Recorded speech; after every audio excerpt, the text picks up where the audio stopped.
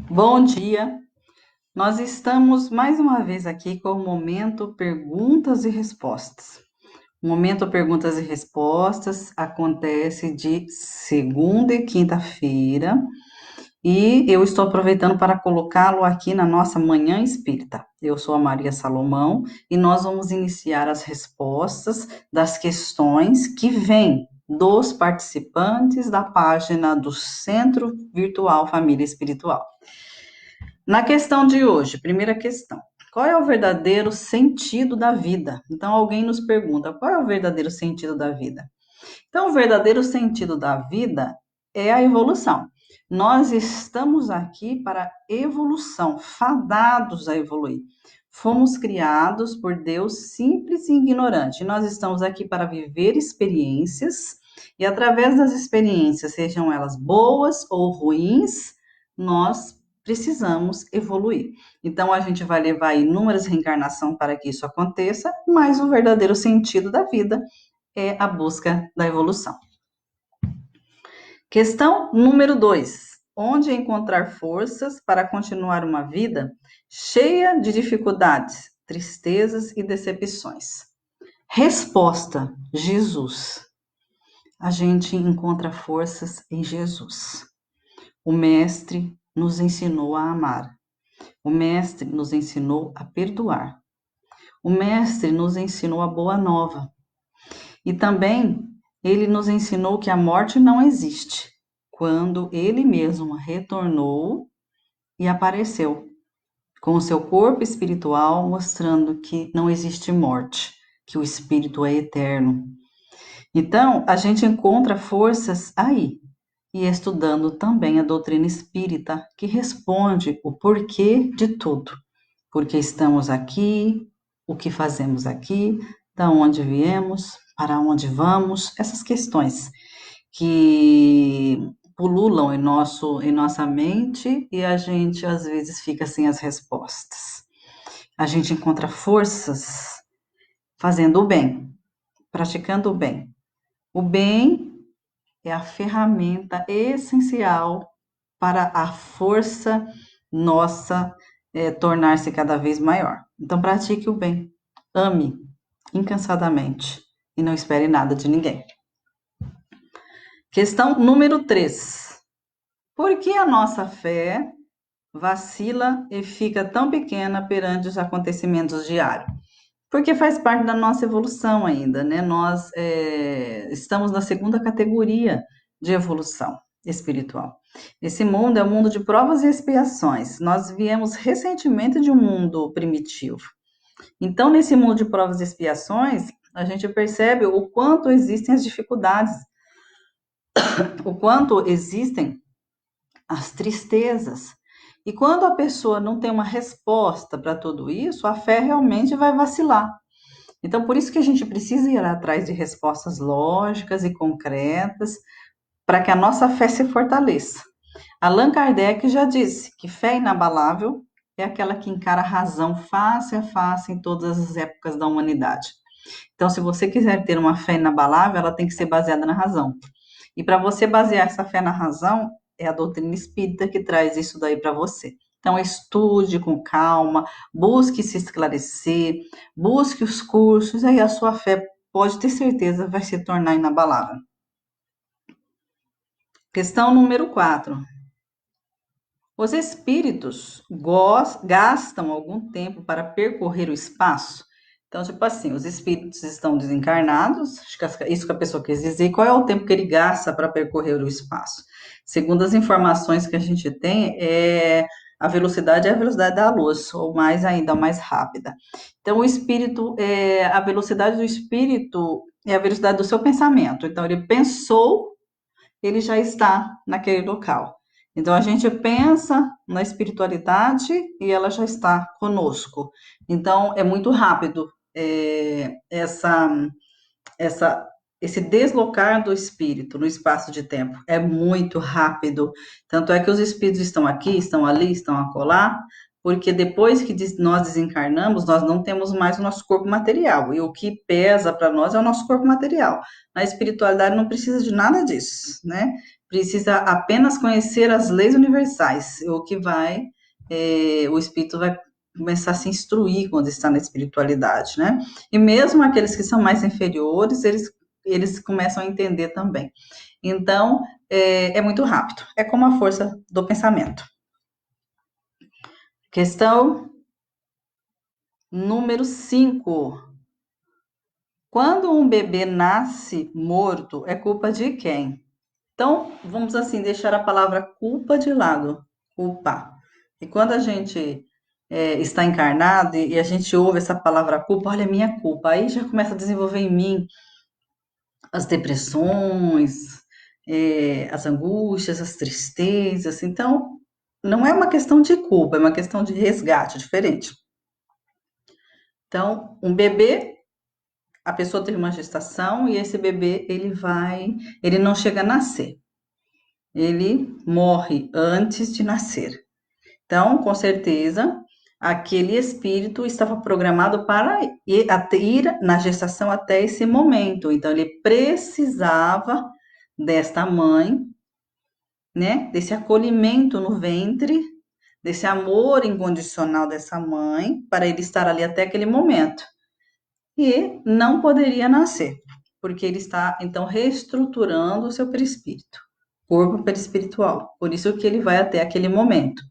Então, na verdade, é uma prova para os pais que estão aqui e uma necessidade para o espírito que veio até aquele momento. Ele precisava passar por isso para se restabelecer, receber o amor maternal, retorna à espiritualidade, depois ele pode, se for o caso, retornar aí novamente, até através dessa mesma mãe e nascer. Perfeito, né? Então, tudo depende do histórico de cada espírito. Então, não é culpa. A gente tem que tirar a palavra culpa, porque nós ainda não compreendemos muito essa questão de culpa e começa a vir depressão em virtude disso. A gente precisa conhecer as leis de Deus, né? Que as leis de Deus, elas são claras. Conhecendo as leis de Deus, a gente começa a entender melhor quais são as nossas missões aqui na Terra, né? Questão número 6. Como posso entender melhor a situação que enfrento no dia a dia, em minha residência, onde existem pessoas que brigam o tempo todo? No Evangelho segundo o Espiritismo, nós sabemos que no lar, no nosso lar, existem pessoas que são afins e são aquelas que são desafetos. Geralmente, as pessoas que brigam o tempo todo são desafetos de outra encarnação. Então, o que é preciso? Reestruturar o lar, procurar fazer o evangelho no lar, procurar levar desde cedo as crianças, né, para uma religião,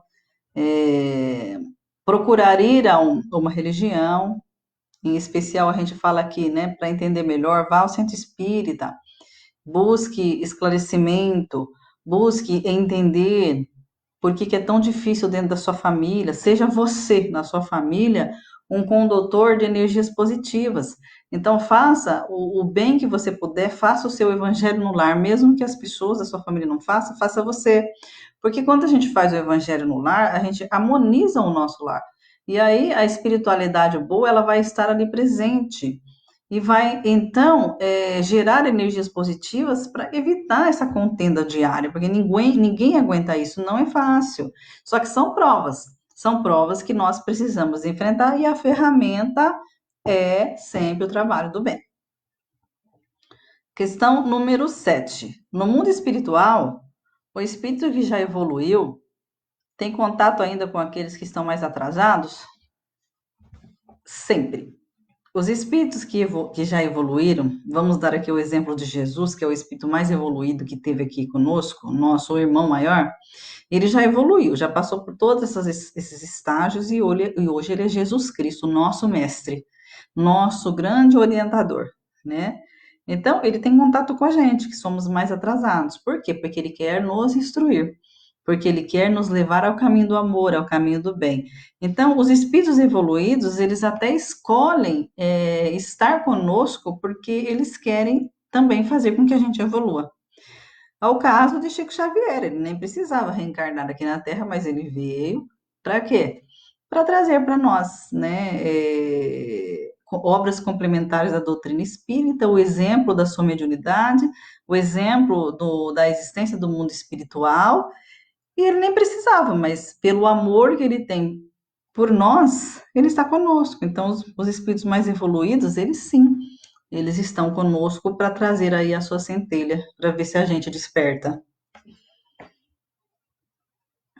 Questão número 8. Se eu passar a minha encarnação inteira de forma inútil, aí vai aquele ensinamento de Jesus, né? O plantio nosso é facultativo, mas a nossa colheita é obrigatória. Então, tem gente que passa aí a vida toda achando que está de boa, né? Ah, não vou fazer nada, não vou fazer o bem, não vou fazer caridade, deixa que os outros façam, eu vou deixar isso para depois. Então, a gente está plantando. Então, depois, no momento da sua dificuldade, você vai orar para Deus para pedir para te ajudar. Deus, ele vai estar te fortalecendo, mas você vai ter que enfrentar a colheita do seu plantio, porque tudo que nós plantamos a gente colhe. E nós temos o nosso livre-arbítrio. O nosso livre-arbítrio, ele vai até certo ponto, porque no momento em que esse livre-arbítrio começa, através das nossas ações, prejudicar a nós mesmos e aos outros, Deus interfere. Então, a gente tem que tomar muito cuidado se a gente quer levar a vida aí, ó, de boa, sem fazer nada, sem aprender sobre Jesus, sem aprender a palavra, sem exercer o bem, sem nada, cuidado, cuidado, porque no amanhã a gente pode sofrer com muitas coisas. E depois não adianta reclamar, não, né? Porque a gente ou desperta pelo amor ou desperta pela dor. Questão número 9. O melhor vidente vê tudo o que acontece conosco? Bom, entendi nessa pergunta assim. Acho que a pessoa que pergunta assim, que o médium vidente, que tem uma vidência extraordinária, vamos colocar aí o Chico Xavier é o exemplo, que ele tinha uma vidência também extraordinária, ele vê tudo que acontece conosco? Nem sempre, nem sempre. Porque a nossa vida, ela não está traçada já de forma completa, né? Nós nascemos assim, eu sempre explico para as pessoas assim, a nossa vida é como uma redação. Sabe a redação de português? Que tem introdução, tem alguns traços do desenvolvimento e da conclusão. Só que não está desenvolvido as ideias. Tem traços. Então, você nasce, para você desenvolver algo, você vai estar numa certa família, e a conclusão de tudo isso é que esperamos que você consiga. Só que o nosso caminhar aí no meinho, sabe? No meio das conclusões, é nosso. São os nossos plantios e o nosso livre-arbítrio. Então, às vezes, a gente caminha de forma diferente. Então, nada está pronto. Então, não tem como o médium vidente ver a sua vida inteira, porque isso não existe. Não existe um futuro já pronto, né? Nós traçamos a nossa vida. E mesmo que ele seja um excelente médium, de repente não é mostrado para ele algo da sua vida, por quê? De repente não é necessário. Então não é porque ele é um bom médium que ele vai ver alguma coisa, e nós precisamos ficar espertos com muitos médiums que falam que vê tudo, porque ele não vê. Ele pode estar sendo enganado e vai enganar mais ainda você. Aí vem as perturbações espirituais para o seu lado. Porque a partir do momento que um médium fala para uma pessoa, olha, eu estou vendo isso, a pessoa fica encucada com aquilo. Aí vem depressão, vem problemas, vem um monte de coisa, até atrai energia negativa. Então, às vezes, isso pode te perturbar. Então, é melhor a gente se autoavaliar, se autoconhecer, né? E ir atrás dos ensinamentos que são mais concretos. Questão número 10. Quem sofre a vida inteira é porque é uma pessoa ruim? Tem pessoas que nascem e sofrem a vida inteira, né? A gente fala, meu Deus, aquela pessoa sofreu a vida inteira. Eu conheço muitas pessoas assim. Mas não é que a pessoa é uma pessoa ruim, não. Todos nós temos a centelha de Deus, todos nós temos o direito de ter momentos felizes. Só que, às vezes, para algumas encarnações, a gente precisa passar por situações diversas que nós mesmo aceitamos o resgate na vida espiritual. Que quando a gente, antes de reencarnar, a gente já sabia que, nossa, eu tenho tantas tarefas, né, para rever do passado que eu errei. Então, se tiver dentro daquele do fardo que eu puder carregar, eu gostaria já de eliminar essas questões para eu poder dar seguimento à minha vida. Então, você pode ver que às vezes a pessoa sofre e não reclama, e é uma pessoa calma, uma pessoa tranquila. Então, por quê? Porque ela está resgatando as suas questões do passado, não significa que ela é uma pessoa boa, uma pessoa má. Então, quer dizer o quê? Que ela está resgatando, graças a Deus. Que bom que está resgatando. Ao passo que tem uns que sofre e só reclama. Aí, além de estar no resgate, não está aprendendo nada. Então, diante dos nossos sofrimentos, a gente tem que mostrar o aprendizado. O aprendizado. E o exemplo. Para isso que a gente enfrenta situações, né? Resgatar o nosso passado, nada é injusto, porque existem várias existências. Se existisse apenas uma vida, seria injusto. Mas não existe, são várias existências. Então, nós estamos resgatando para um amanhã, num amanhã, a gente ser feliz, né? Numa outra encarnação, a gente estar melhor e ter condições para isso. Então, a teoria da reencarnação é maravilhosa. Que Jesus possa nos abençoar e nos proteger em mais esse momento. E nós encerramos por hoje o nosso momento Perguntas e Respostas. Que assim seja.